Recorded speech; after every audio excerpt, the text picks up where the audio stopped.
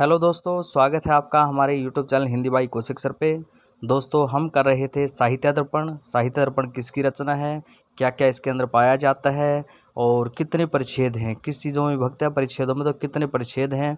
तो हमने यहाँ तक पढ़ लिया था द्वितीय अंक तक। द्वितीय जो परिच्छेद है वहाँ तक कि द्वितीय परिच्छेद में किस किस का वर्णन है, प्रथम परिच्छेद में किस किस का वर्णन है। तो आज हम करेंगे तृतीय परिच्छेद से दसम परिच्छेद तक। ठीक है, तो चलिए स्टार्ट करते हैं। तृतीय परिच्छेद दोस्तों, जिसमें रस का निरूपण किया गया है। साहित्य दर्पण में जो तृतीय परिच्छेद है वहाँ पर रस का निरूपण किया गया है। रस का निरूपण करते हुए लिखा गया है, विभावानुभावेन व्यक्त संचारिणा तथा रसतामेति इत्यादि स्थायी भाव है सचेत साम। ठीक है, और ये क्वेश्चन इस प्रकार से आते हैं दोस्तों कि रस का निरूपण जो है साहित्य दर्पण में कौन से परिच्छेद में किया गया है। ठीक है, तो तृतीय परिच्छेद में। उसके बाद है विभाव के बारे में बताया गया। विभाव क्या है, स्थायी भावों के उद्बोधक जो कारण होते हैं, आलम्बन जो होते हैं, उद्दीपन जो होते हैं, वो विभाव कहलाते हैं। कई बार क्वेश्चन डायरेक्टिव पूछता है कि इनमें से विभाव क्या होता है, या कई बार कहता है स्थायी भावों के उद्बोधक को क्या कहा जाता है, या कई बार पूछता है कि विभावों का जो वर्णन है साहित्य दर्पण के कौन से परिच्छेद में पाया गया। तो आपको बिल्कुल ध्यान से और सटीक जानकारी आपको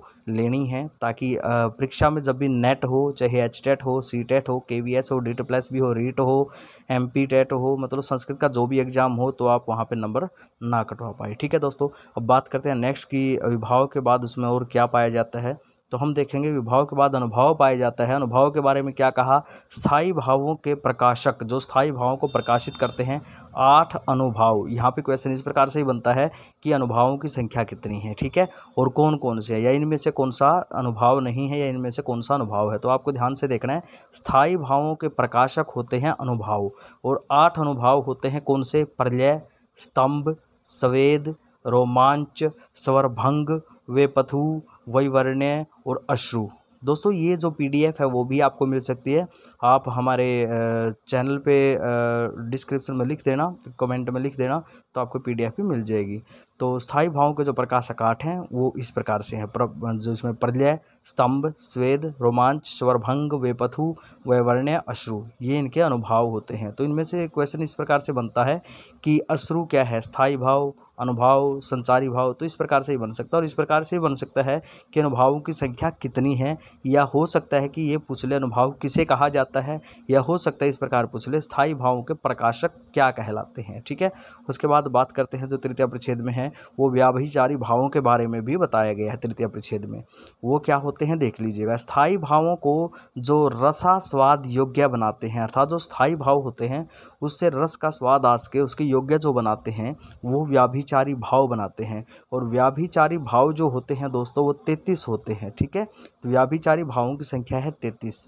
दोस्तों, साहित्य दर्पण जितने भी संस्कृत के टीचिंग से रिलेटेड टेस्ट होते हैं, चाहे वो आईपीएस कोई भी एग्ज़ाम हो संस्कृत का, तो वहाँ पर बड़ा ही इम्पोर्टेंट रोल निभाता है साहित्य दर्पण। तो बिल्कुल ध्यान से समझना है।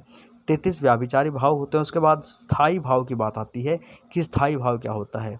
अनुकूल व प्रतिकूल परिस्थिति में, जो अनुकूल स्थिति हो या किसी प्रतिकूल स्थिति की बात करें, उस परिस्थिति में जो तिरोहित ना हो, वो भाव स्थायी भाव कहलाते हैं।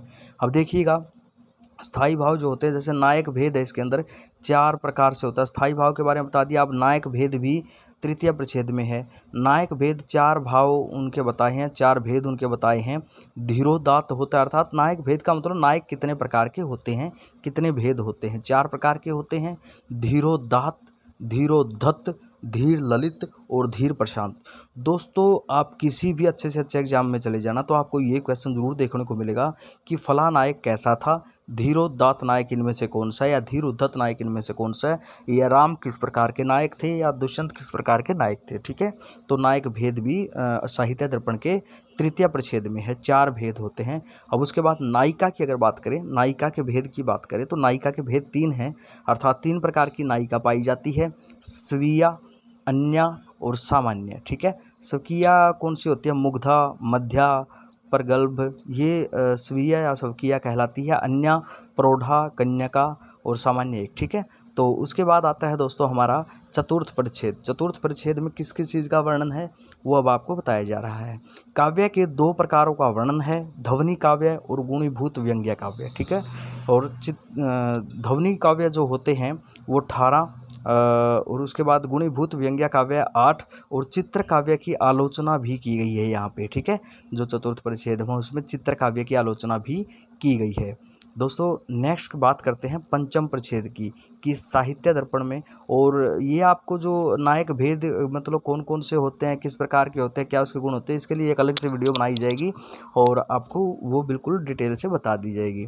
तो इसके लिए जुड़े रहिए हमारे साथ। जिसने चैनल को सब्सक्राइब नहीं कर रखा सब्सक्राइब कर लीजिए ताकि उचित जानकारी आपको मिलती रहे। पंचम परिच्छेद की बात करते हैं दोस्तों, व्यंजना वृत्ति वर्णन। पंचम परिच्छेद में व्यंजना की वृत्ति का वर्णन है दोस्तों, कि व्यंजना जो है उसकी वृत्ति कैसी है। षष्ठ परिच्छेद में, अर्थात यहाँ पे पंचम परिच्छेद में एक ही चीज़ का वर्णन है। उसके बाद छठा परिच्छेद आता है दोस्तों, जिसमें काव्य के भेद बताए गए हैं, दृश्य काव्य और श्रव्य काव्य, ठीक है। जो रूपक होता है तद्रूप को तद्रूपोपा तद्रूपकम, ठीक है। और उसके बाद अभिनय है, और उसके बाद 10 रूपकों का वर्णन है। जो रूपक होते हैं वो 10 प्रकार के होते हैं, उनका वर्णन है। रूपक को नाटक भी कहा जाता है, नाटक भी अपर नाम है इसका। और उसके बाद है 18 उपरूपक, अर्थात क्वेश्चन यहाँ से इस प्रकार से बन जाता है दोस्तों, कि रूपक की संख्या कितनी होती है, कितने भेद होते हैं, रूपक को क्या कहा जाता है, तो 10। और क्या कहा जाता है, नाटक भी कहा जाता है। और उप रूपक जो होते हैं वो 18 होते हैं। नाटक के लक्षण भी यहाँ पे है, नायक हो, अंगिरस हो, नांदी हो, उसमें 5 अवस्था हो, आरंभ, संधियाँ, तो ये चीज़। उसके बाद वृत्ति का वर्णन भी है दोस्तों। और अब हम बात करते हैं सप्तम परिच्छेद की, कि 7वें परिच्छेद में किस चीज़ का वर्णन किया गया है। दोस्तों ये जितनी भी डिटेल मैं बता रहा हूँ इसकी अलग से वीडियो भी बनेगी। एक बार हम जो अब कर रहे हैं वो ये है कि साहित्य दर्पण के किस परिच्छेद में किस चीज़ का वर्णन है। सप्तम परिच्छेद की बात करते हैं दोस्तों। सप्तम परिच्छेद कहता है काव्य दोष, ठीक है। और काव्य जो दोष होते हैं वो 5 है, और जिसमें पद, पदांश, वाक्य, अर्थ, रस, ये इस प्रकार से हैं दोस्तों। अब बात करते हैं नेक्स्ट की दोस्तों, और नेक्स्ट हमारे पास अष्टम परिच्छेद दोस्तों। अष्टम परिच्छेद में क्या है दोस्तों, काव्य के गुणों की बात की गई है। काव्य गुण की 3 प्रकार हैं, माधुर्य गुण, ओज गुण और प्रसाद गुण। दोस्तों ये क्वेश्चन इस प्रकार से बनता है कि काव्य के कितने गुण होते हैं, 3 गुण होते हैं, कौन कौन से होते हैं, माधुर्य, ओज, प्रसाद। या कई बार पूछता है निम्न में से कौन सा काव्य गुण नहीं है, या निम्न में से कौन सा काव्य गुण है, तो आपको याद कर लेना है माधुर्य, ओज, प्रसाद, ठीक है। और उसके बाद अगर हम बात करें नवम परिच्छेद जो सेकंड लास्ट है, तो उसमें रीति का वर्णन है दोस्तों, ठीक है। रीति, और रीति मेरे ख्याल से आपको पता है कोई भी ऐसा एग्जाम नहीं होता संस्कृत का जहाँ पर रीति का क्वेश्चन ना आए, ठीक है। चाहे वो छोटे से छोटा एग्जाम हो जिसको हम टेट बोल देते हैं, चाहे वो बड़े से बड़ा स्क्रीनिंग वगैरह का कोई एग्जाम हो, ठीक है, चाहे वो सिविल का कोई एग्जाम हो, अगर संस्कृत का है तो ये क्वेश्चन वहाँ पे भी मिलते हैं। वैदर्भी रीति है दोस्तों, माधुर्य गुण होता है, और गोडी में ओज गुण होता है, पांचाली में छोटा जो समास होते हैं छोटे छोटे। और उसके बाद है लाटिका दोस्तों, वैदर्भी प्लस पांचाली जब मिलती है तो लाटिका कहलाती है। तो इन रीतियों का वर्णन है नवम परिच्छेद में। और बात करते हैं दोस्तों 10वें परिच्छेद की, कि 10वें परिच्छेद में क्या पाया जाता है। 10वें परिच्छेद में दोस्तों अलंकार हैं, शब्दालंकार, अर्थालंकार, उभयालंकार। आपको पता है अलंकारों के जो 3 भेद होते हैं वो वर्णन किया गया है। शब्दालंकार जहाँ पर शब्दों के द्वारा काव्य की सुंदरता बढ़ रही हो, अर्थालंकार जहाँ पर अर्थों के द्वारा काव्य की शोभा बढ़ रही हो, और उभयालंकार जहाँ पर शब्द और अर्थ दोनों ही मिलकर के काव्य को रोमांचित कर रहे हों, उसकी सुंदरता को बढ़ा रहे हों, उसको चमत्कृत कर रहे हों, उसमें आनंद चमत्कृतता अर्थात उसमें जो चमत्कार है वो पैदा कर रहे हों, उसको हम कहते हैं उभयालंकार। तो दोस्तों ये थे साहित्य दर्पण के 10 के 10 परिच्छेद। दोस्तों अगर आपको वीडियो अच्छी लगती है तो कमेंट करके ज़रूर बताना, क्योंकि आपका एक कमेंट कि आपको ये कितनी काम आती है वो हमारे लिए एक प्रकार से प्रोत्साहन होता है, जिससे हम आगे और भी वीडियो बनाते रहते हैं। ओके दोस्तों, बेस्ट ऑफ लक।